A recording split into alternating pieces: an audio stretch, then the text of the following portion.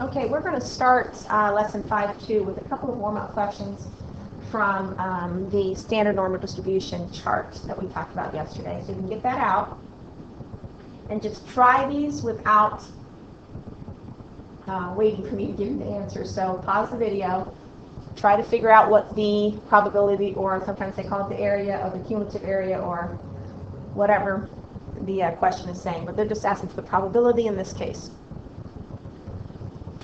So 1.16, remember this is where 0 is. 1.16 is here, and it's asking for less than. So the probability chart is giving you the area, or the probability of being less than the number 1.16. So if I go to 1.16 in my chart, I'm getting 0.8770. So that represents the probability of z being less than 1.16. It also represents the area that is shaded there. They're both the same thing. So in this case here, they're saying 2.175. So again, this is 0. This is 1 standard deviation above, so 2's here. We're talking just this little tail here. They want just that. So you should know, looking at that the area is going to be very small. When you go to 2.175 on the chart,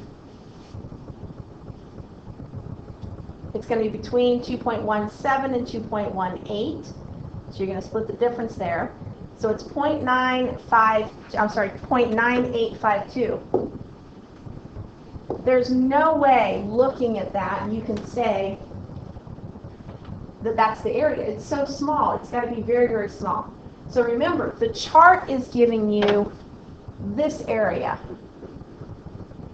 We want the complement to that, so we're going to take that and subtract it from 1.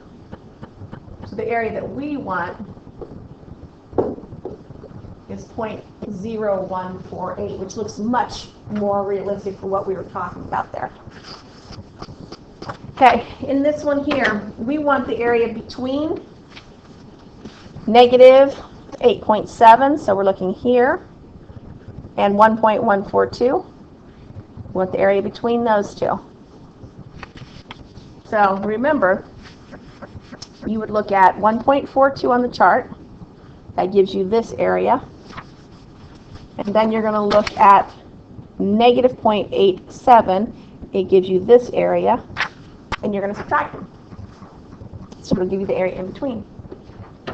So 1.42 is 0.9222.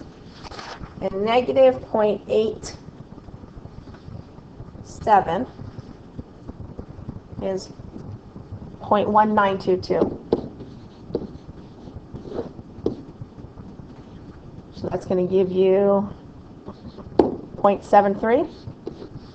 And again, if you just look at it, it's a big chunk of our area. So it should be bigger than a half, for instance. Okay. Now this one here is a little bit different. I don't think we did one like this yesterday.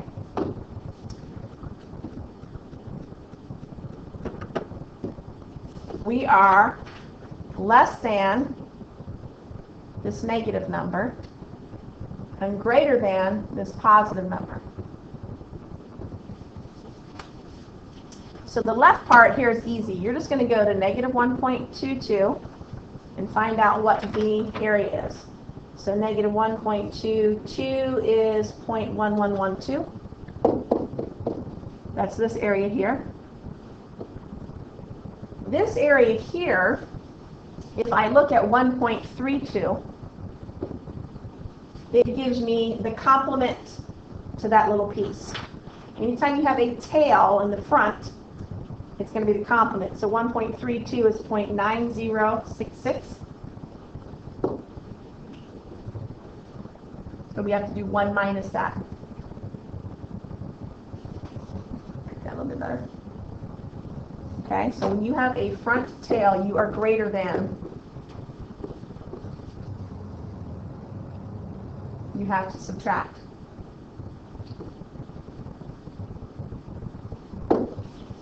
And then you would add these two together. And that would be the total area between the two. Okay, if that makes sense.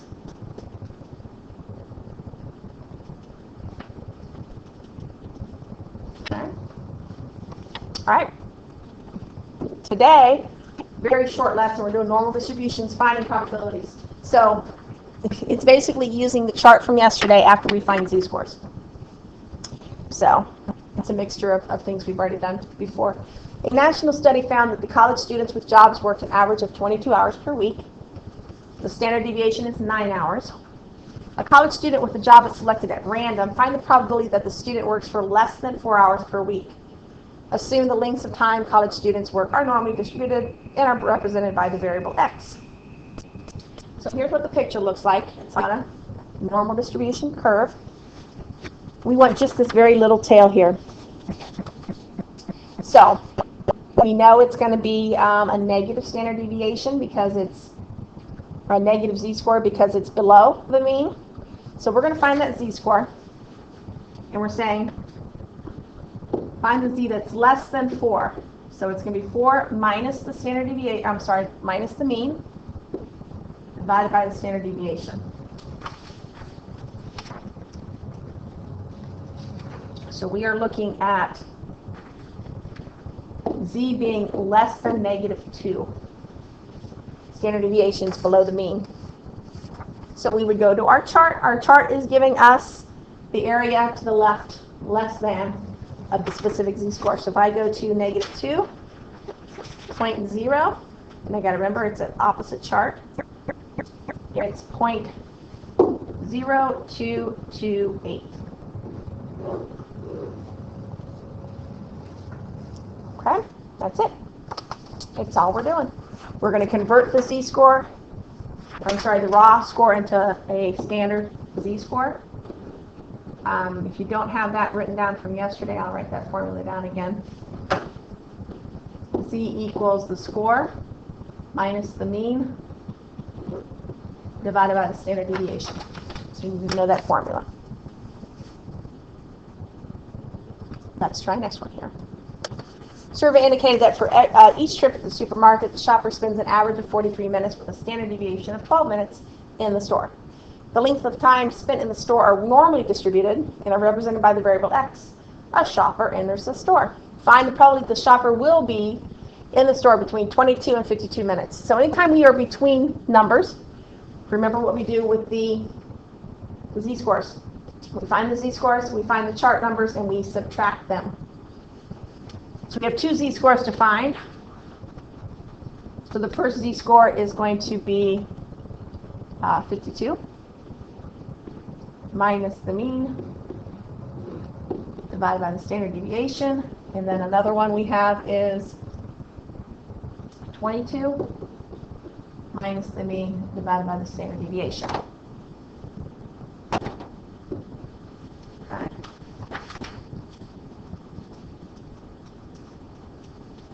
So this one is 0.75. And this is negative 1.75. So we are going to look at 0.75. That's going to be the larger one, obviously, because it's more to the right.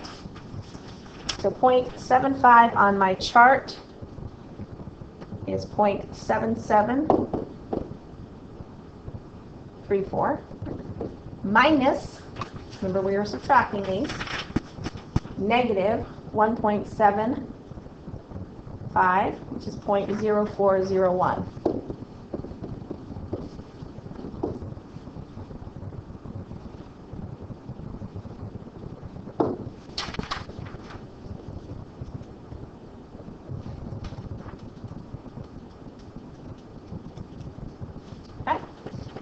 There you have it.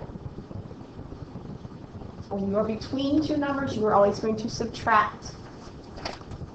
You can't get mixed up as to which one you subtract. It's got to be big minus little. Okay? Find the probability the shopper will be in the store more than 37 minutes. So we are looking at more than. Remember, your chart is going to give you this area back here. So we are looking for the complement. So I am going to do 1 minus some chart number. So 37, so I got to find my z-score. We can say greater than.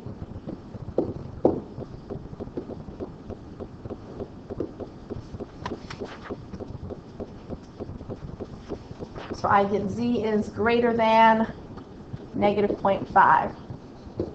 So I'm going to look at negative 0.5 all the way to the end, 0.3085. And I'm going to subtract it from 1 because I want the complement.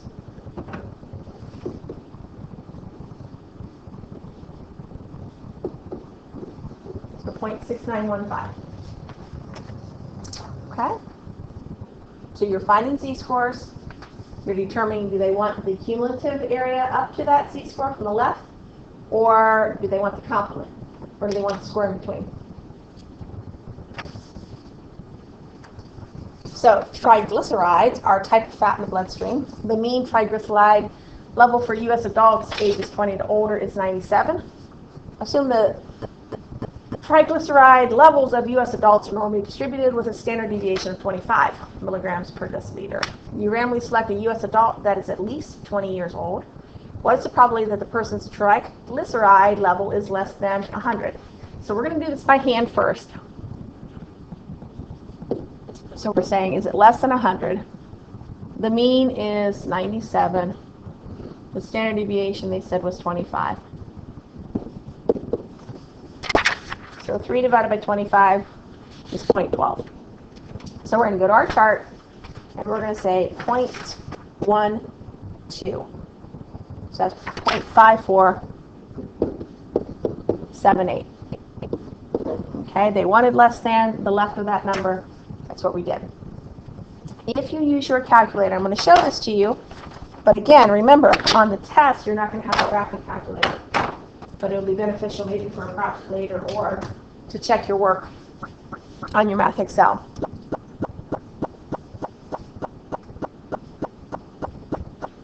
Wait a minute while mine pops up here.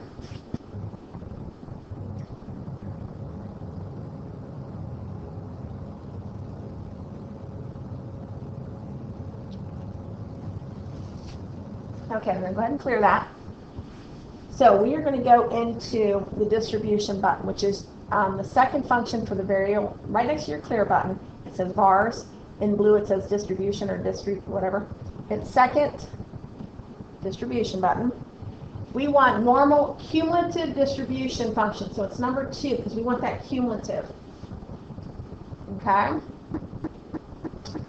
Now, this is a little trick. You want to put a really, really low number for low. Like, let's do a negative, 1,000. It's never going to get there, but there's no end to that bell curve. So just put negative 1,000 when you want to do low. The upper is the X number you're talking about.